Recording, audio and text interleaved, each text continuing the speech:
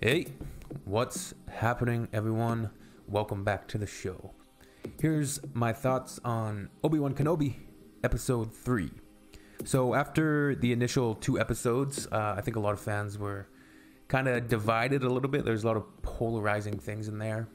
For what reason, I'm not sure.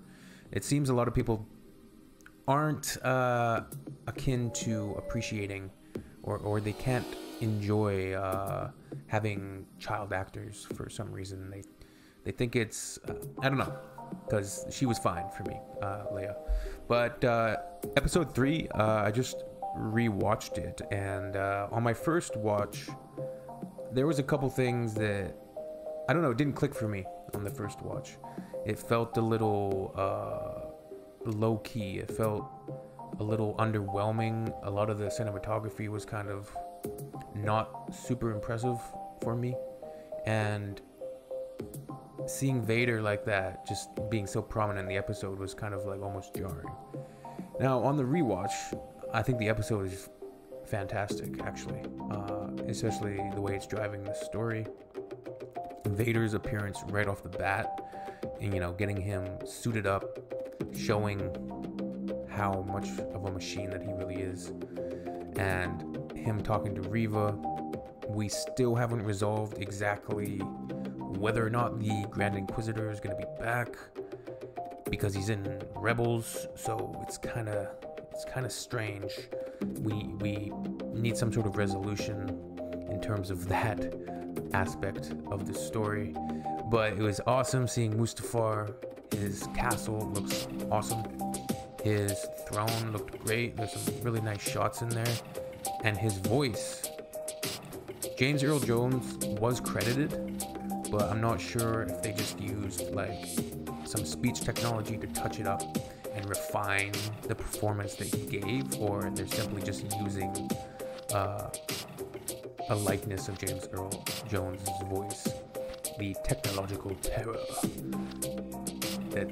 that has the potential of becoming in terms of recreating digital actors well into the future. I don't know. I can see both points of the argument when it comes to that.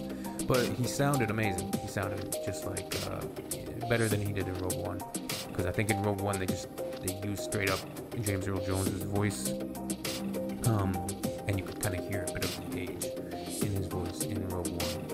A lot of the scenes with the stormtroopers were awesome.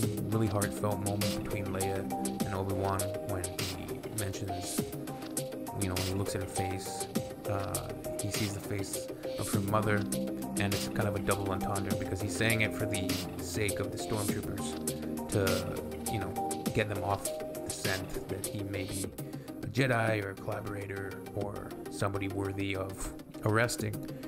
And the double entendre part is, he sees Padme in her face, and the acting by Ewan McGregor, incredible, and the young lady that's playing Leia really did great in this episode. She really did great. So they get stopped at this checkpoint, and then one of the Ilaria Sand shows up, and she's the spy, and they have kind of like a,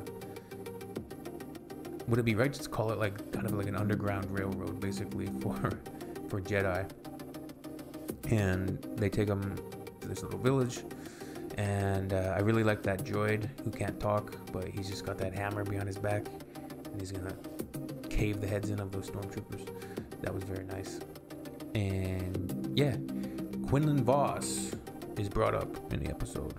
So I suspect, and I think I probably have to be right here, that O'Shea Jackson Jr. is gonna be playing Quinlan Voss. Of course, Ice Cube's son. And it's going to be cool to see Quinlan in the show. I would probably need a refresher on his character a little bit. I know he's a bit of a rogue. He kind of did things a little differently for a Jedi, flirted with the dark side because of his affiliation with Ventress, but always stayed loyal to the Jedi.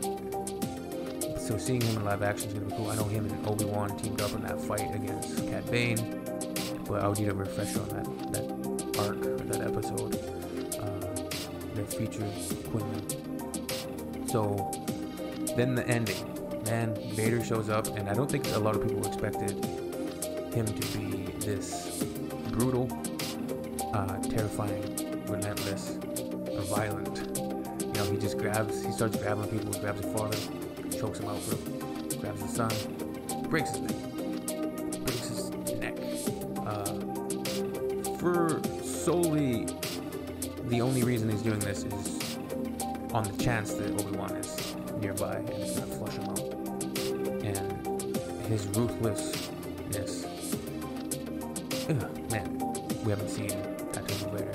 Even the Rogue One scene doesn't quite exemplify that type of ruthless, violent nature from him.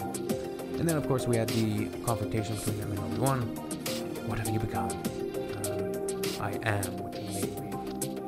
I really hope the next episode we might get some Clone Wars flashbacks. Oh, do I ever. I'm going to do a prediction video for the next episode in a few minutes. We ended on a cliffhanger. I feel that this show is going to be over before we know it. It's going to be too quick. Only 6 episodes. Apparently there's going to be a second season. I'm not sure. But of course, Reva gets Leia at the end of the episode. So, yeah, I'm going to do a prediction video in a couple of minutes. And those are my thoughts on episode 3. What did you think? Let me know down below.